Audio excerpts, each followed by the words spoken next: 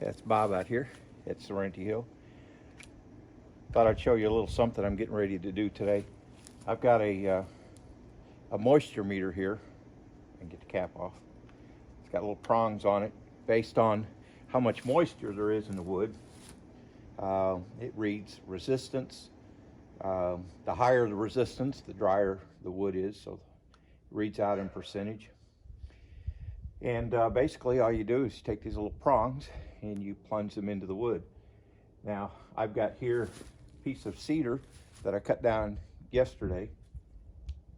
We'll check it out. Okay.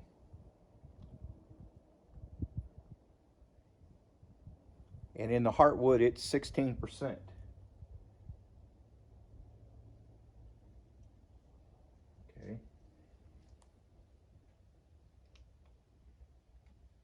This thing shuts off every few seconds. Sapwood, it's 24%. Now, this is wood I cut down yesterday. Again, the heartwood is 16%. The sapwood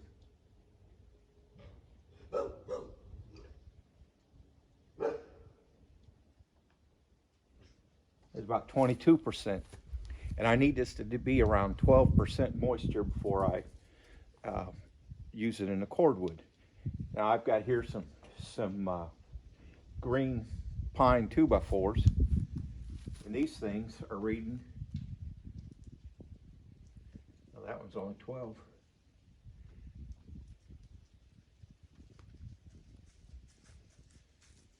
Anywhere from 14 to 19% moisture. And over to the side here, I've got some kiln dried pine 2x4s, and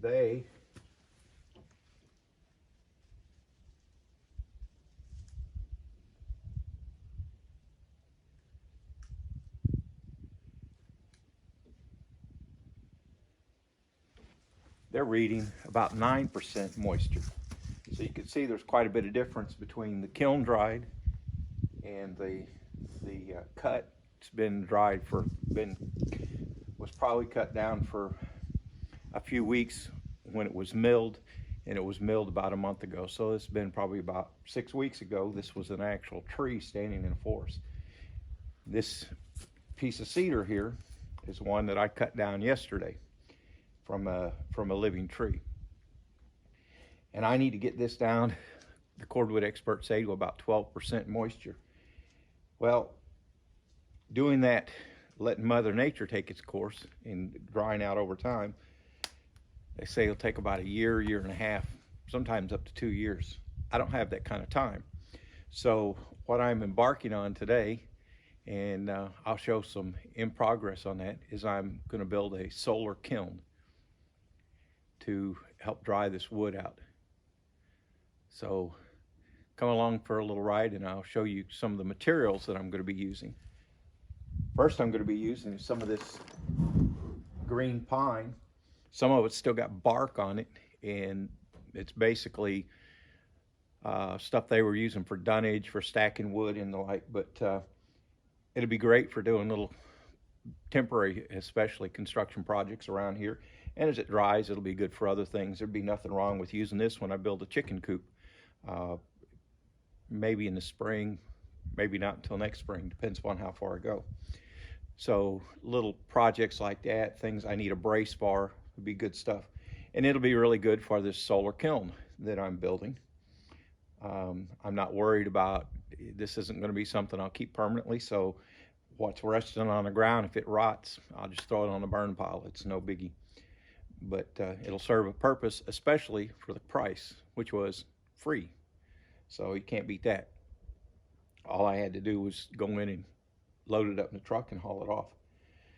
So the kiln that I'm going to build, I'll show you the materials, and then I'm going to get started cutting wood, and I'll get back with you when I start putting this thing together. All right, so some of the materials I'm going to be using, I've got some scraps of plywood here. This is 5/8 plywood. It's scraps from when I put the roofing underlayment on. So I'll recycle these pieces to use for the floor. And when I bought my rafters and my floor joists, pardon me, hopefully you don't take my mess too seriously, it came with these nice waterproof covers. They are flat black on the inside, and this black gets nice and hot. So what I'll do is I will make a frame. It'll be 8 foot tall on the back side and then 6 foot tall on the side facing the sun. I've got some clear plastic to cover it. And then it's real challenging out here to find a good place to put something. I know you just got a good flare from the sun. It's behind me. Because right now I'm in shadow, standing here in the shadow of the house. And this house casts quite a shadow, so I'm actually going to have to move this thing down into the area where the septic leach field is. It's a cleared area, and as you can see, I've got sun, and this also catches the morning sun in this cleared area, so this is where I'll put it. I'm going to make it 8 foot wide and 16 foot long. It sounds huge, but it's going to have to hold a lot of cedar, and hopefully get this dried out.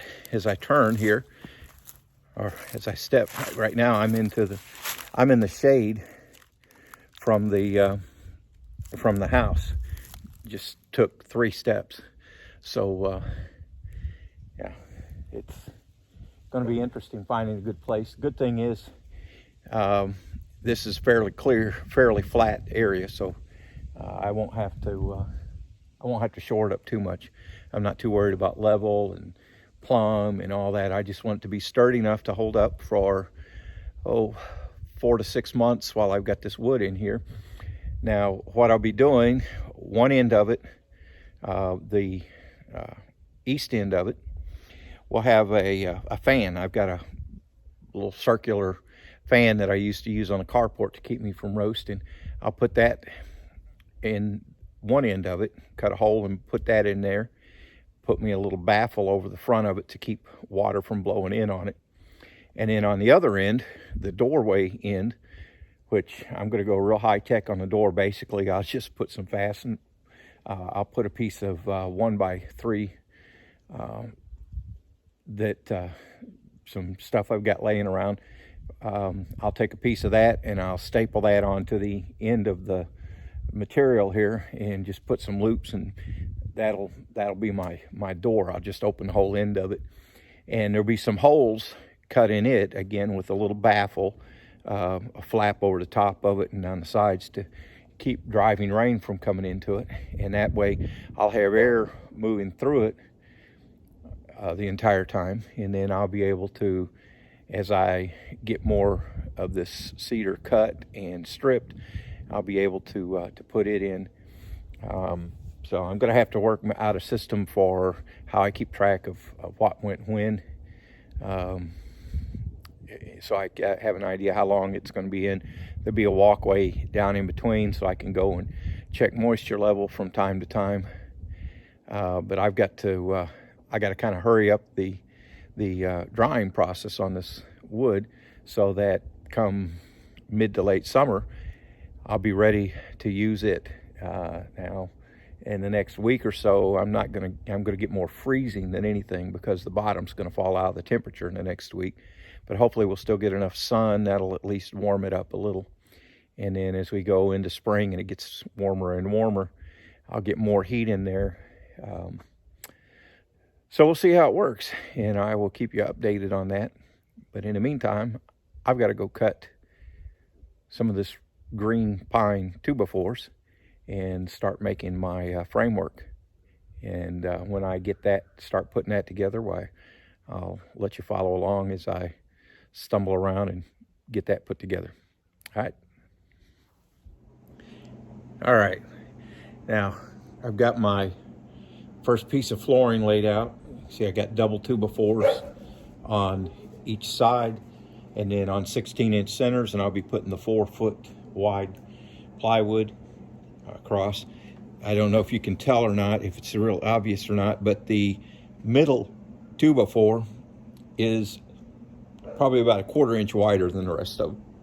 These green rough cut are not necessarily all the same, but for this purpose it works out pretty good. So at any rate, I will I know that's annoying, I say any rate all the time. I do it all the time. I've tried to stop, it doesn't work. So that's going to be what it's going to be. So I'm going to pull out my nail gun, my framing nailer, which is one of my favorite tools in the whole wide world because it saves me a whole lot of abuse on my elbow and wrist and shoulders, which is kind of important for someone with the amount of gray hair that I've got. I'm sure you've probably noticed that. So I will set this down and go get my framing nailer and start making noise with it.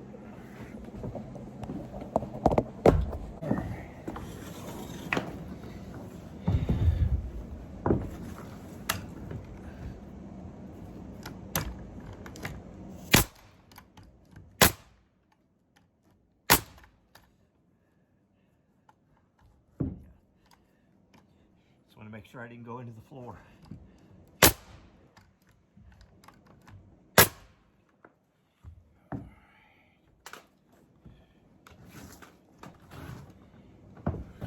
Note to self, pick things up.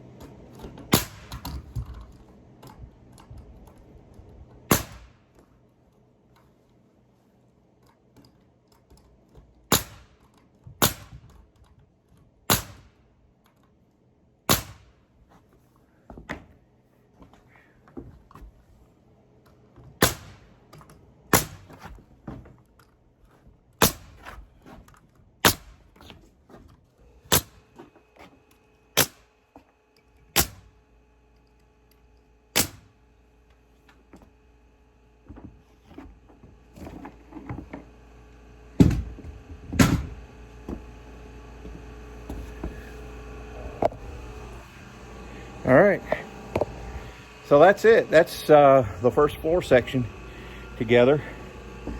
Again, I noticed I doubled up the 2x4s on the outside because that's where the wall's going to rest. 16-inch centers. If you don't have a framing nailer and you're trying to do this kind of stuff without a framing nailer, you're going to really, really wish you had a framing nailer, because this stuff is hard to get a nail into with it being wet. So anyway, right now the fun time comes. I will stand this up on end and get it off of the floor here. I wanted this first one to be on a nice flat area. I'll drag it out and get it put in place. I'll put the floor decking on it with my scraps, and then once I've got the floor put on it, then I'll use this as a platform to build my next floor section and to build my wall sections. So I'll only have to haul one of these heavy things off here. If this was regular green 2x4s, it wouldn't be that, our regular kiln dried 2x4s, it wouldn't be that big a deal. But let me tell you, this green rough sawn stuff, it is heavy. I think it must weigh probably almost twice as much as a nice store-bought kiln dried 2x4, because it's just got a lot of moisture in it. In fact, you get sap on your hands working with it. That's why I usually wear gloves that you don't get with the kiln dried stuff. So anyway, time to get this lugged into place, and then I'll see how much more I can get done before I run out of daylight. I know it looks kind of bright out here, but these phones are really, really good at making the best use I can of available light. All right, so here it is, Monday the 8th, and I'm standing outside my, excuse me, almost tripped on a hose, outside my solar kiln. You can see I've got it open. It's not much to look at. I've got a couple different kinds of material on the outside. I got plastic on the top, clear plastic. I've got, I put down here at the bottom, I had a little gap. I put some roofing paper, roofing felt, 30-pound roofing felt. I'll go ahead and put another layer on top here when it's not quite so cold out above it. And then around the outside, my wrap had a couple holes in it, so I'll use that to help cover the holes and make it a little more airtight. And my doorway is nice and simple. All I've got for a door is a tarp that I had laying around, hadn't been used for a while, and it's held in place with nails. All I do is clip it on the nail, and when I want in, I just unclip the nail. I got 3 of those, and then come inside. It's noticeably warmer inside, even though you can see from the background it's quite gloomy and cloudy today. I've got to get the layer of ice and snow off of the roof. I used a heavy-duty clear drop cloth for the covering on it, clearish, let the sun in. And it's noticeably warmer in here, even though the sun really isn't out. Noticeably warmer in here than it is outside. So I'm hoping that as we get warmer weather and more sun, I'll put a thermometer on the outside, a thermometer on the inside, to keep track of what my heat differential is. And like I said, I'll put that other layer of roofing paper on, and that'll give me 2 layers on the outside. If I have to, I'll spend another $20 or $25, whatever, on the roofing felt and put a layer on the inside to help out. But it's got to, you know, the theory is there. We'll see how well the theory works and how well this helps out.